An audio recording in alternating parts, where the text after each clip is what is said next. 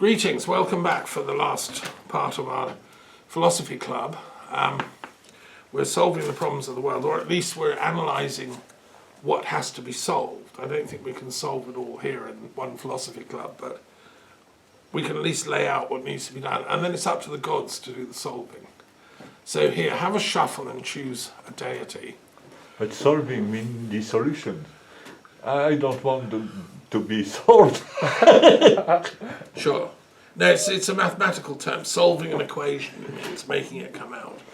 And, yeah. This is Thor, we already had him 2 lessons ago, I believe. Okay, well, we'll say he can go into the antechamber and Okay. watch. So next. Ooh, nice one. 6 of water. Tani? Okay, we had him quite recently. He can wait in the antechamber. He's the Maori god. We like him. We had him recently. We'll have a new one that we haven't had for a while. Neptune? Yeah, we haven't had Neptune for a while. Let's have him. Yeah, stick him down there. Here? Okay. Yeah, and pass them on. Great. Neptune, god of the sea. In ancient Rome, and we were talking about Etruscans. So that'll be interesting. Ha.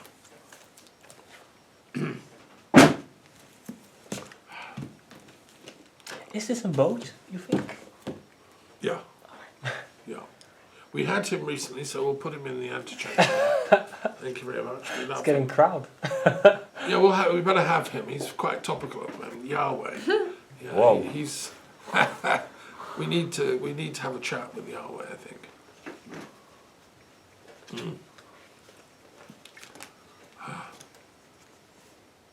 Wow. King of fire. Okay. We can have Ra. We haven't had him for a while. Yahweh is Judaism, yeah? Yeah. Yeah. And it's also the first part of Jesus' name. Right. Okay. Well, let's start with Neptune because he came out first, and he's the 8 of water and the god of the seas in the Roman and indeed the Etruscan times, because Neptune in Etruscan is Nethuns, the god of the water and the seas. So, yes, I think the sea is important, and there's a photograph been circulating on Facebook recently of the Earth seen from the side of the Pacific Ocean, and it's almost all water. It's a blue planet. Mostly we look at the Earth and we see the continents, Africa, Europe, America, but you can see it from the other side and it's just all water. And that's where Samoa is, in the middle of that lot, where they're having the Commonwealth meeting. And a lot of Commonwealth countries are worried about the rising sea levels because they'll be written out. A lot of island nations are very disturbed. And so I think we have this is where I haven't mentioned climate change and global warming, but this is a serious problem that science has identified, and any Seishant worth their salt has got to fix that one, and everything else. So I think we need to remember that the seas are sacred, and therefore not pollute them, not put our garbage in, not put in, and allow the fish stocks and stuff to recover. There are groups working with, ocean protection. I think this is very important. And we certainly shouldn't be having nuclear submarines floating around and dropping nuclear waste into the oceans. A friend of mine, Chris Busby, made films about, he's a nuclear scientist, made a documentary about Britain's way of dealing with nuclear waste. Up until not long ago, it was to put it in metal barrels, sludge, nuclear charged sludge from Sellafield, and stick it into the North Sea. And it's been down there for over 50 years, and now it's leaking. And Chris Busby went down and filmed it with other colleagues, and they could see holes in the barrels. And it's just leaking into the North Sea. And the Irish complained because they're getting radiation on their beaches and in their fish. and the British are sort of dragging their feet, you know, pretending it's not happening. Usual stuff. So I think this is like alarm bells should be ringing. And it's not just the British have done this. Other people have dumped nuclear stuff into the oceans. It's like, do you guys like The Simpsons? I don't really know The Simpsons I haven't very seen well. much of them. Simpsons is great. There's an episode in that where they throw all the nuclear waste into the local like river, and it's disastrous. Okay. Yeah. No, I mean, I know there's some old guy that wears a t-shirt and is always grubby. Isn't he in this show? Bart, you mean? Yeah, yeah. Is he in that? Yeah. It must be. I'm I not- mean, that could characterise like half the characters. Yeah, that's true. Yeah, anyway, that's one way people learn philosophy is through cartoons and Yeah, I mean, The stuff, as Simpsons children. is incredibly intellectual. Yeah, yeah. I'm aware of that. Mm. It's just I haven't had time to like do it in Yeah, detail. yeah. Anyway, I love Neptune because I like ancient Etruscan and the best bits of Latin civilization. And Pompeius, Sextus Pompeius, called himself the son of Neptune. And there was a festival, the Neptunalia, every year at the height of summer on July 23rd. And it's interesting that they would make shelters in the gardens and go and live there during the day. And it's thought that this might have influenced the Sukkot festival in Judaism, where they do the same. They make little shelters of boughs. So there's some speculation among religious scholars that something that's been shared. There were famous temples to Neptune, and of course the Romans loved water, so Neptune wasn't just the god of the oceans, he was the god of the rivers and the lakes and the fountains. And so Rome was a water city because it invented the aqueduct system, and it brought fresh water into the very heart of the city. And they're very proud of this, and they often had a statue of Neptune in the fountains. And in Renaissance Rome, they rebuilt all these fountains. They'd gone out of operation for a while. The Etruscan name is Nethuns, and it's believed by many scholars that Neptune derived his name from the Etruscan and not the other way round. Nethuns was very important to the Etruscans. His name is found in two places: on the liver of Piacenza, on the outer rim of section 7, and on the gallbladder of section 28. This liver, is a model that's come down to teach Etruscan priests how to interpret the liver of a sacrificial animal, because if there were blemishes on particular parts of the liver, it meant a certain thing. This was a particular way of doing divination, and we know about it because this model that was used to train them has come down. I personally am against doing this kind of ritual sacrifice of animals, but it was something they used to do. Fortunately, it wasn't the only thing Etruscans did, and they weren't the only people that did it. I think every culture practiced that thing at some point, including the Chinese, the Celts, everyone. But Nethuns, his importance in the Etruscan tradition in Tuscany is also proved by his name appears on mirrors that were used by women to do their face in the morning, and in other archaeological texts. He is represented talking in one of them to Usil, who's the sun god, and Thesan, the goddess of dawn, who is, Thesan was like Greek Eos or Roman Aurora. And so Nethuns they were friends, and he's shown with a trident, because that was his magical tool, which you see in the card, this trident. When I lived at the Castle of the Muses in Scotland, opposite the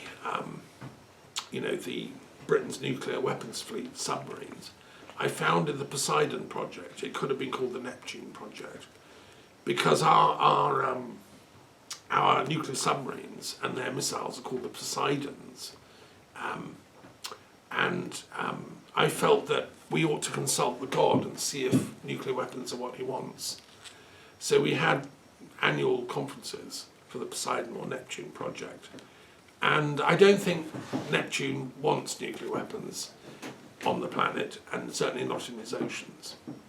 It causes serious problems, and as probably everyone knows, we've had an outbreak of nuclear pollution going into the Pacific due to the tsunami that hit Fukushima reactor and flushed out lots of nuclear waste.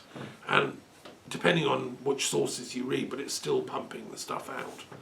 And in California, you know, if you eat stuff from the local shoreline fish, it's got some Fukushima toxicity in it. And this can't be right. I think from a Neptune perspective, if I was a priest of Neptune, I'd be saying, enough, guys, get rid of these nuclear power plants, especially those close to the oceans. And don't send nuclear weapons in submarines around the planet. You know, it's a dreadful thought. And his equivalent in the Gaul Celtic religion is Manannán Mac Lir, who's the god of the sea. They're similar deities. There's another Etruscan one found with 2 dolphins, and so that's another of his sacred animals, Neptune. I believe they're talking of cartoons. I believe there's a children's film about like a mermaid. What's that one called? The Little Mermaid. The Little Mermaid. My daughters love that film, and I haven't seen it, but has it got a moral story? I mean, all Disney It's a films Disney do, one. yeah.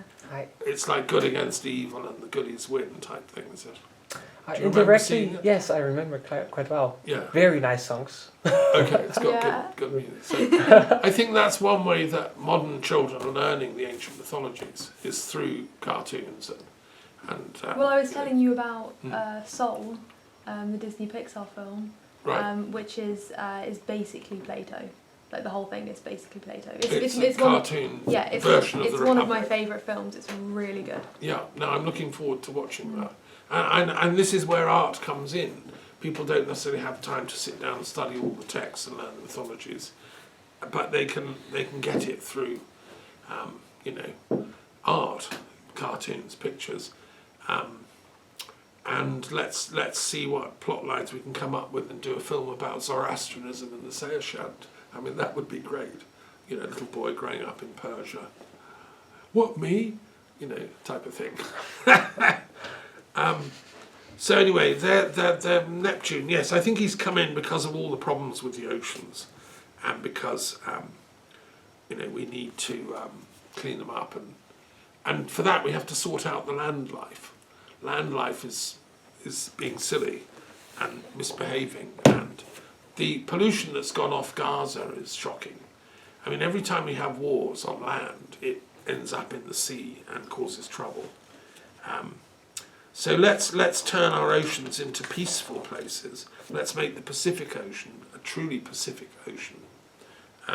I read recently the biography of Magellan, the great Portuguese explorer who first discovered the Pacific Ocean and tried to circumnavigate the entire world. He didn't get all the way round because he was killed through a misunderstanding in the Philippines, unfortunately, but he was the first navigator to realise you can get around the whole thing. And his vision was a Pacific world, living in harmony. And he was a great man in his own way. So, anyway, Neptune has become a symbol in art and poetry. There's even in Chichester, which is near where I used to live in Brighton, there's a text called the Chichester Inscription to Neptune and Minerva for the welfare of the divine house by the authority of Tiberius Claudius Cogidibunus, great king in Britain. The College of Artificers and those therein erected this temple from their own resources. Jens, son of Pudentius, donated the site. And this is in the UK, just near Chichester. So, you know, Neptune was worshipped in Britannia and Gaul and everywhere under the Roman Empire. And the locals would have said, well, that's fine, Neptune, he's just the same as our god, you know. And it's the ocean. He's also important in astrology. And I once asked a very leading British astrologer, one of the most important, about the relationship between planets and psychology. And I asked him the following question. I said, the planets are all identified with different gods. So you've got Mars, you've got Jupiter, you've got Venus. And they have the qualities ascribed to that god. So Venus is, if that appears in your chart, that means you're very loving. And I'm a Venusian Taurus, means I'm a very loving person. So Mars would make me a warrior type, you know, etc. But I asked this chap, I said, which came first? Was it that the planets already had those archetypal associations? So in ancient astronomy, they were already defined as those things. And then that was put into astrology. Or was it the other way round? Did astrologers invent those archetypes, and then they replied to the planets? Let me express this in a different way. So, okay, according to astrology, all people born when Mars is in a certain place in the sky, they're all sort of martial in their qualities, because that's the planet of war. Was that association made because for thousands of years people noted that when that particular planet's in the sky, everyone's slightly crazy and warlike? So that must be the planet of war. Did they do it on empirical observation? Or did they say, oh, that's the fiery red planet, so that'll be the planet of war, and therefore you guys must all be warlike? You know, I was just trying to get a question about causality or in history. And anyway, he said he didn't know. He said he was writing a book about it. And it's a very good question, and he was trying to understand it. He was the astrology correspondent for the Daily Mail. Unfortunately, the book was never finished. He died about a year after. And it's still one I haven't got answered. So I don't know whether Neptune, because that planet was discovered recently, and then it was just given the god's name. Seemed a bit arbitrary to me, yes. As far as we are very little creature on Mother Earth, can we think that all these planets, they have a kind of spirit which is much intelligent or much bigger than ours? So maybe we are influenced by these spirits? Is there any thought about this? Yeah, that's one way the astrologers of old have tried to explain it all. John Dee, who was the astrologer to Queen Elizabeth I, wrote about this stuff. And he reckoned that the planets emitted rays, which then impact on the child as it's born, and at certain times when it's in the sky. So that's a bit like, so the spirit of the planet is sort of emitting rays. Now, he was writing that in the 1570s, 80s. I don't think we've come a long way since then. We don't know how astrology works, or is it just, correlation? I don't know, but I do know that they've just, the new Hubble thing, the James Moore replacement, has taken very, very detailed images of Neptune recently for the first time, and Neptune's moon. It orbits the sun once every 164.8 years. So its year is very long. And it takes sunlight 4 hours to travel from the sun to Neptune. And it's pretty cold there. It was discovered only in 1846 by German, French and British astronomers who all co-shared in the discovery. And it was given the name by Leverrier, the French guy, who was a mathematician and astronomer and a polymathic genius. His name is one of 89 French savants inscribed on the Eiffel Tower. So Verrier is, the others said, okay, we'll call it Neptune. I suspend judgment about astrology, and I think it's worth studying. As I said a couple of weeks ago, I've been asking for an astrology of peace. I think Neptune would be part of that, because Neptune refers to invisible intellectual influences that impact on collective history. And the discovery of Neptune is identified with the advancement of depth psychology and the sort of discovery of the inner world of the soul. So, interesting. Anyway, that's Neptune.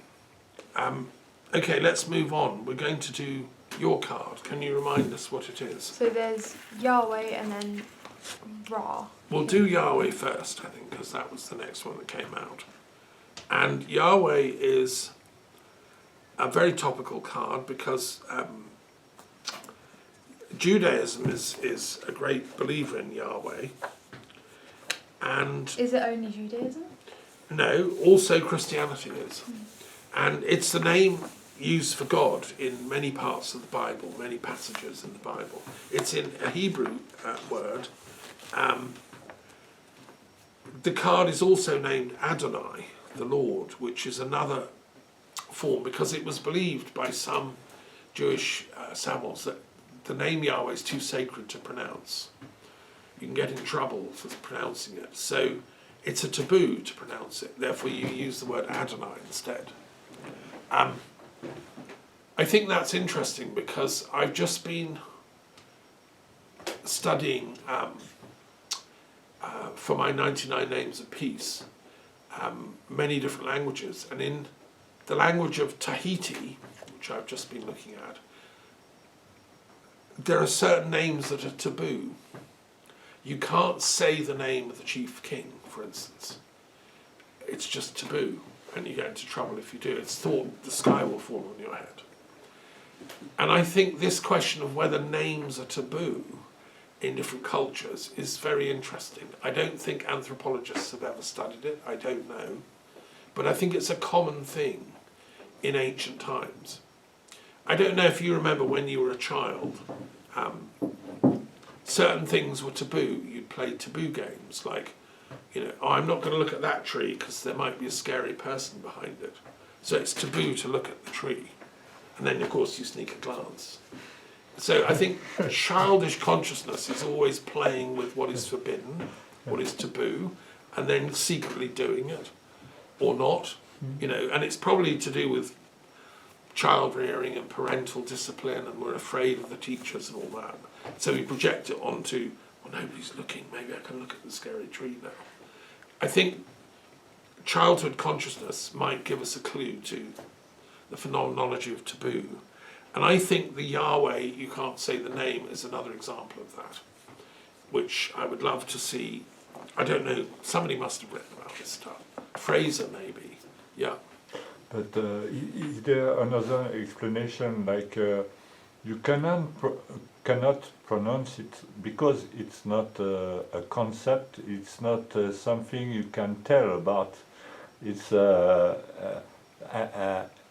français on dit indicible, untalkable. Sure. There is no language to recover it. Thank you. That's the existentialist Yeah. explanation. And I do follow that as well. I'm a polymath. I believe in multiple explanations. The taboo one only explains to some extent. The philosophical explanation is that this name is supposed to be the God behind everything.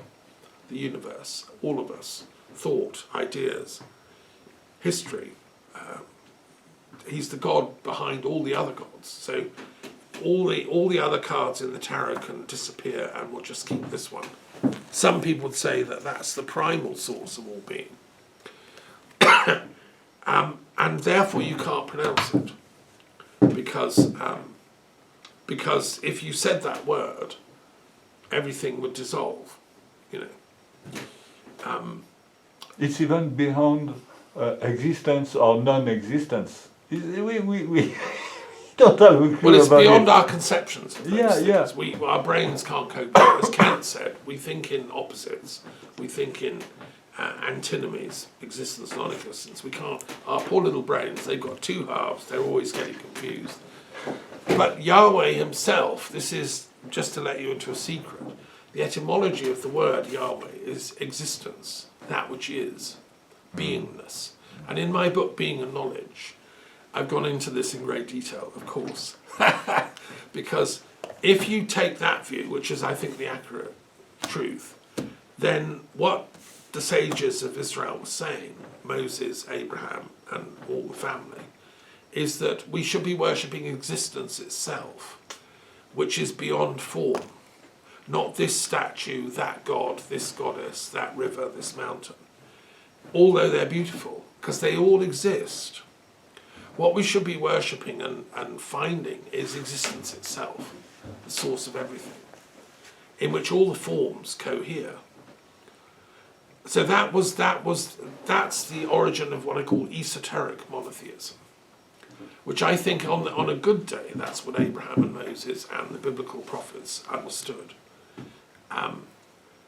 Where I disagree with the Bible-only school, because then the Bible-only school says, well, then we don't need to study any other religion. That's it. That's the answer. Let's worship Yahweh and have done with it, and all the others we can throw in the bin.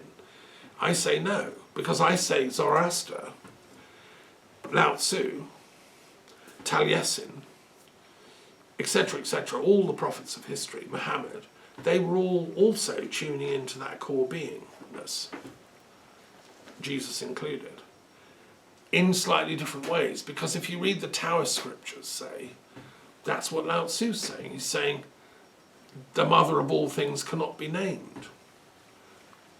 You cannot speak of the Tao. It's the very opening of the Tao Te Ching. You can't say the name of the Tao because that's the paradox. The Tao is everything, so how can you just say it? So exactly that thing is confronted, I would say, by all the other great sages. And what we should be doing as philosophers is comparing and contrasting their dumbfounded awe, if you want, and not privileging one against another.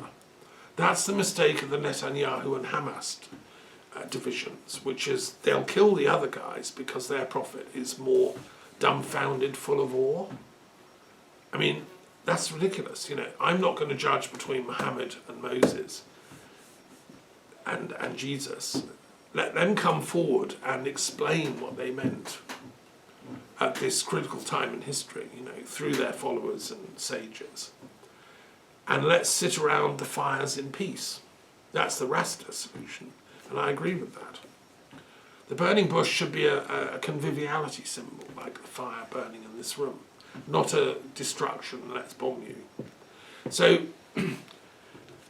that's what poor old Israel is confronted with, this dilemma. I mean, it's a dreadful thing to have happened that they were attacked like that. But on the other hand, one should also reflect on why Hamas came to power, what role Netanyahu played in funding and supporting Hamas to deliberately break up the power of the Palestinian governance in the West Bank. It was a deliberate, cynical strategy. They wanted Hamas to come to power in Gaza.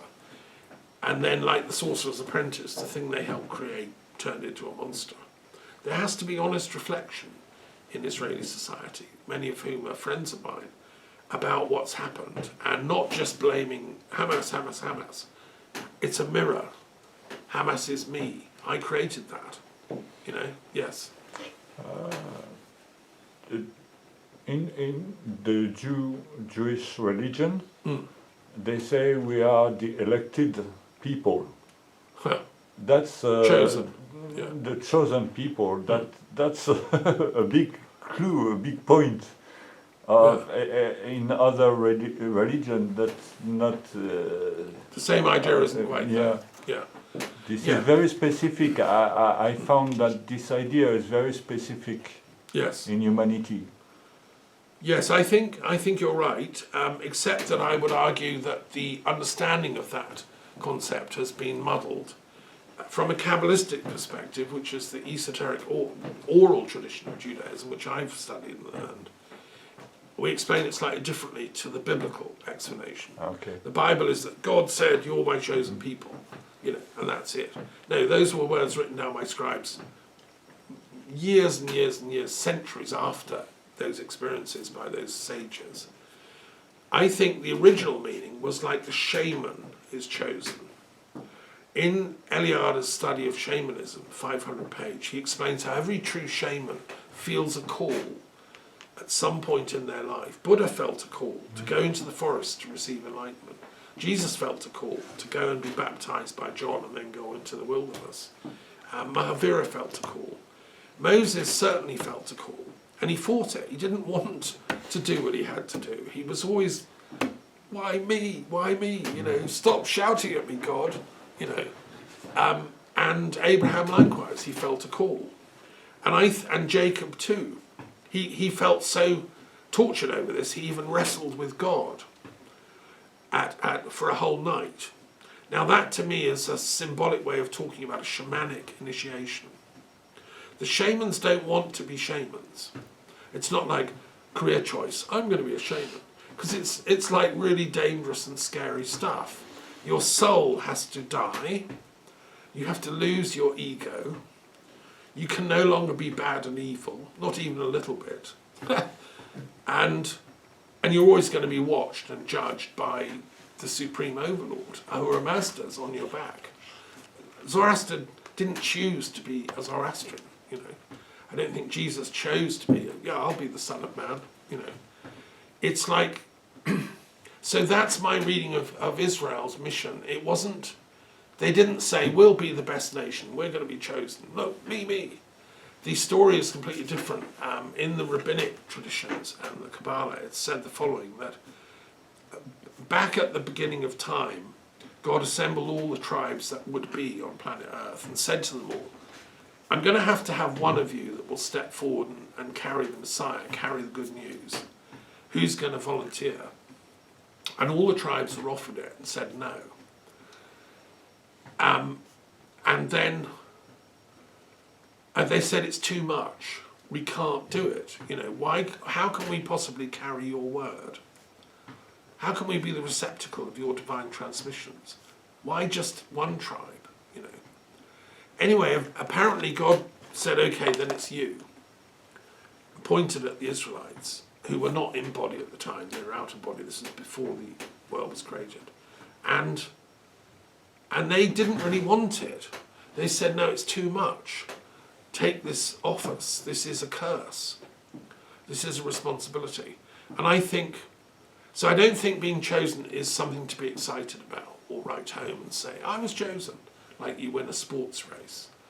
It was a shamanic calling which has carried huge consequences because, of course, other tribes get really jealous and do anti-Semitism and want to kill you. And even, the paradox of the king of the chosen people, he gets killed off. It's like to say you're chosen immediately gets everyone really angry. So, I've got another explanation for this as well, about the Yahweh thing, and I'll just share this because this is based on 30 years of study and all the rest of it. Why were they chosen? Why were the Israelites chosen? Why not the Arabs? Why not the people in Orkney? Why not the Gauls? My theory as a Voltairean philosopher is actually all the tribes of humanity have been chosen. We're all vehicles of divine consciousness. Every tribe, every black, white, brown, yellow, red race is sacred to the absolute God beyond all the gods, right? And that I would regard as the true Yahweh. So the true Yahweh has chosen us all, given us all equally divine intelligence, given us all prophets and sages and shamans. Well, why don't we know that? Why isn't